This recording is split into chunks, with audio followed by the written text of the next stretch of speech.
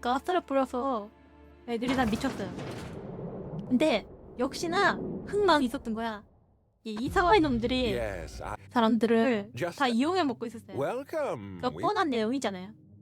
그래서 이 미친 과학자가 You and I are 정치인이랑 standing. 짜고서 You've 다 done 이익을 챙기고 있었어요. every human body.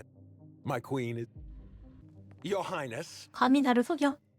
너는 이제 내 손에 죽을 거야. Dinner is served. 근데 이렇게 그냥 주워 치우고 있다는데 결국은 이용해 먹으려고 그러다가 Wait, no. 자기가 not 이제 me. 잡아먹히게 됐어. Damn! Merciful law. Stop.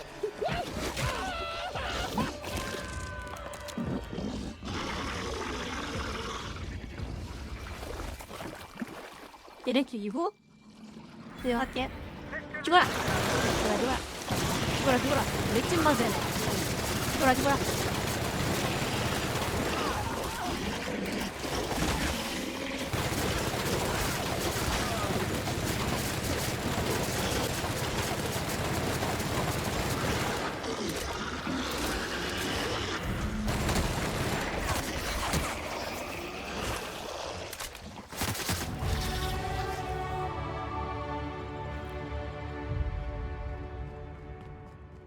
이제 들어가서 안에 있는 과학들도 없애버릴게요.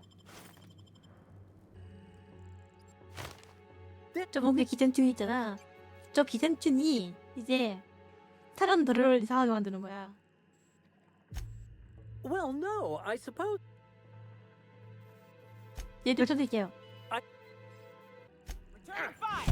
Are you guys together?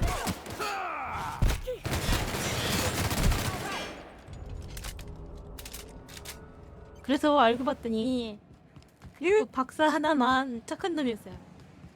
이 박사 하나만 착한 놈이고 다른 이상한 놈들은 다 그 우주 식민지로 가는 냉동 인간들을 다 없애려고 그랬던 거야.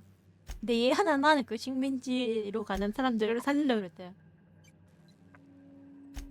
그래서 그걸 안 이사회 놈들이 이제 이 피니어스를 납치를 해요. 그래서 납치를 해가지고 얘를 없애려고 그러는데 이제 내가 그걸 구해주는 거지. 걔 나쁜 정치인은 없애버릴게요. And that's going to work without killing.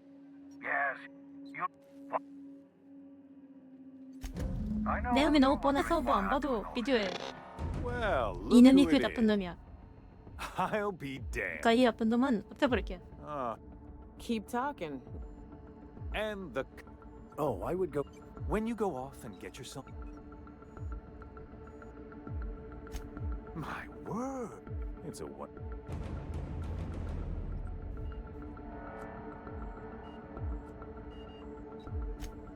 Yes, but that.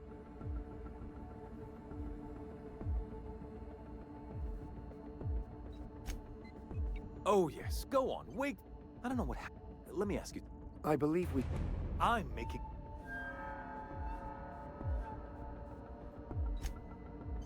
Oh, we. We'll have to agree to disagree on that. 근데 죽어라. 말 다 했으면 죽어라.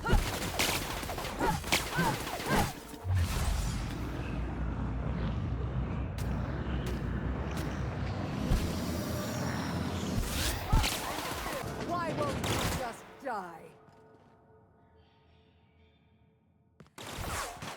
그리고 그거를 다시 살리려는 그 미친 과학자가 있는데 알고 봤더니 그 과학자가 좋은 사람이었더라. 그래서 해피엔딩으로 끝난다. 이렇게. 그 식민지 시마무아에 있는 타고 있는 사람들을 다 구하고 끝난다. 새로운 세상을 만들어낸다. 이렇게 끝나는 거야. 바이바이. 정말 두 번은 하고 싶지 않아.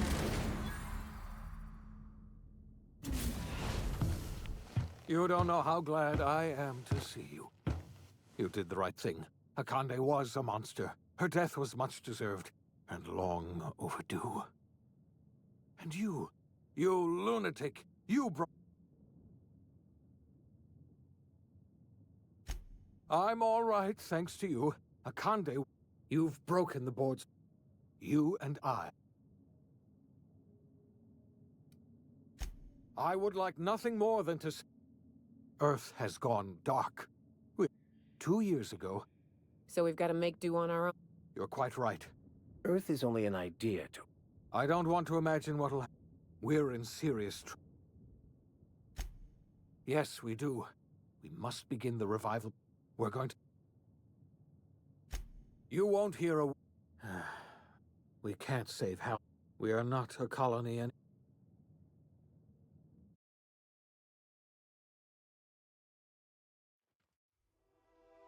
The OSI teaches that everything in the universe happens according to the grand plan. But the stranger that arrived in Halcyon was an unplanned variable. From the moment he landed in Emerald Vale, his actions altered the course of history. The events on Tartarus brought about the end of the board's authority. But the board's mistakes would haunt the colony for decades to come. The damage they left behind would require the work of a generation to repair. Dr. Phineas Wells began reviving a handful of the Hope's colonists: engineers, scientists, technicians, and intellectuals. They were among the brightest minds the Earth had ever sent out into the stars. The Hope scientists and engineers woke up in a colony descending headlong into total collapse. With no way to return to Earth, they had no choice but to band together and devote themselves to the cause of saving Halcyon. The people of Halcyon were nothing if not hardy. In the absence of the board's authority, many of the colony's settlements banded together with a single purpose in mind: survival. Life was especially hard in the years to come.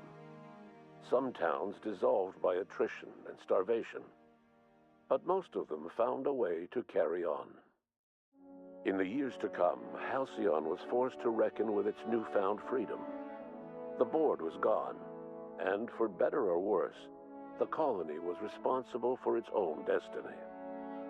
As the colony struggled to survive, the inspirational story of the iconoclasts spread like wildfire, and Graham was able to bring many of the smaller Terra 2 townships into the fold. However, his zealous obsession with spreading the word blinded him to the needs of a growing organization, and the movement was unsustainable at scale. The iconoclast way seemed to work best, and ultimately petered out on Monarch. Sublight Salvage adapted to the changes in Halcyon, shifting their business model to suit the times. Their claims of legitimacy were scrutinized, but ultimately unquestioned. Lilia Hagen would continue to protect her family as ruthlessly as ever. The collapse of Edgewater left its workers bereft of any purpose in life. Most of them made their way to Adelaide McDevitt's camp, hoping to ingratiate themselves into her favor. Adelaide accepted only a few to her community. The rest were turned away and likely died of starvation. Nevertheless, Adelaide's camp grew into a well-established town. Adelaide McDevitt refused to cooperate with the ongoing effort to save Halcyon from collapse. A sympathetic deserter stole a copy of her research and delivered it to the Hope's scientists. It is unclear how useful Adelaide's research was. An optimistic estimate suggests her work may have bought Halcyon another few years of survival. Adelaide would never know. She died that winter. Under the leadership of Junlei Tennyson, the Groundbreaker held firm against corporate influence. The ship's mechanical stability gave Junlei the time to educate a promising generation of engineers schooled in her family's traditions. The future of the Groundbreaker looks promising. The rediscovery of the Hope and the abandonment of the lifetime employment program forced Byzantium to come to terms with some uncomfortable realities about the state of Halcyon. While Byzantines were reluctant to surrender the luxuries they'd grown accustomed to, the board's diminished authority gave them little choice in the matter. Nearly everyone had to learn to make do with less. Some even had to get jobs. It was a dark time indeed. The Rizzo's company in Halcyon dissolved after the collapse of the board. The Eridanos atmospheric complex developed a notorious reputation as a derelict settlement populated by grinning killers. These stories kept the infection safely contained, until a group of salvagers braved the complex and stole 20 crates of Spectrum Brown. Inside these crates, long dormant parasites began to stir. In the absence of board regulation, Spectrum Brown made its way across the colony by passing hands between the desperate, the apathetic, and the lonely. A few settlements tried and failed to ban Spectrum Brown. The drink became a dangerous escape for anyone who dreamed of happier days. After Spectrum Brown's widespread distribution, Spencer Woolrich experienced a sudden upswing in his popularity. Viewers found his on-screen conduct to be more boisterous, energetic, and personable than ever before. The wide grin constantly beaming from his narrow face certainly helped fit his friendly image. When asked about his newfound on-screen charisma, Spencer had this to say: "Happy workers lead to happy customers. Happy customers are repeat customers." Bertie Holcomb adapted to his new role as a host for parasitic slugs surprisingly well. Perhaps because he wasn't using his brain for all that much in the first place. The slugs put a swift, if unorthodox, end to Bertie's fears of being valued solely for his tossball skills. Of all the infected in the colony, Bertie's wild, beaming smile would always be the most genuine. The prophet of profitability was not spared from the infection quickly overtaking Eridanos. Due to her newfound chronic delight, the prophet was no longer able to effectively advise her clients on productivity. Her disciples, similarly bliss-enwrapped, lost interest in the hot, cold walks and hourly purges. Despite all this, the prophet's spirits were hardly dampened. After all, she no longer had the capacity to worry about any of her business rivals. Life in Halcyon was sobering for Felix Millstone. The grand revolution he dreamed of never came. There was no great awakening for the colony, no celebrations in the streets. There was only the hard, desperate work of trying to repair a broken colony. Felix never had a head for numbers, but if there was labor to be done, he was there to help. Eventually, Felix realized that the work of a revolution was done with two hands. As much as he enjoyed his adventures aboard the Unreliable, the vicar, known as Max, eventually decided that it was time to move on, to live out the life he had sought so long to create. He knew there were many in the colony who carried burdens much worse than the ones he had struggled with, and he devoted himself to easing their suffering wherever he could. He only ever took up arms again to defend the defenseless. Unshackled from a lifetime of striving and fighting the universe and himself, Vicar Maximilian de Soto was finally at peace. Though Parvati eventually grew comfortable aboard the Unreliable, she never quite came out of her shell. She seemed to prefer the company of Ada to the crew, and she could often be found neck-deep in cables and grease, telling Ada funny stories from her childhood. While the colony fell into chaos, she found an island of relative peace with Ada, and they formed an unusual bond.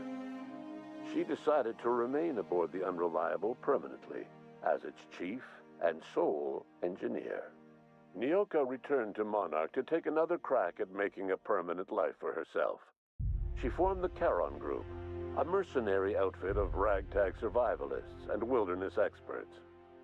Anyone in need of a guide or just looking to throw back a beer and swap stories could find her camping on the trail or clearing an infestation. The SAM unit that accompanied you spread awareness of the product line's superior sanitation and maintenance capabilities across what was left of the colony. This led to a boost in SAM unit sales. Did you know that SAM units are the longest-lasting, toughest-acting cleaning solution in Halcyon? Minister Clark was released from house arrest, and his contact with you gave him a sense of renewed purpose and vigor. Once it became clear that no help would be coming from Earth, he threw his considerable efforts and talents into helping Halcyon manage the crisis before it. As for Dr. Phineas Wells, he spent his remaining years in his orbital lab. Though he was always haunted by the failures of his past, he was determined to make things right by building toward the future.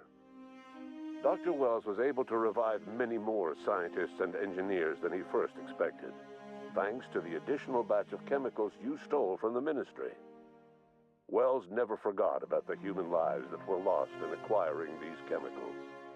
The revival project was hard and painful work, but in the end, despite limited resources, over half the Hope's colonists were successfully revived. Even after Wells passed away, the Hope scientists and engineers worked night and day to pull Halcyon from the brink of collapse. Their efforts continue to this day, which may be reason enough for optimism. Dr. Wells laid the groundwork for the project to save the colony, but he would never live to see the fruits of his labor. He passed away a few years later. His work was carried on by the scientists and engineers he revived. Life will never be the same in Halcyon.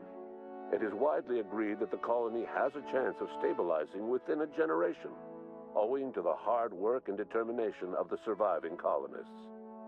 Recovery is a distant goal, and the path is long and uncertain.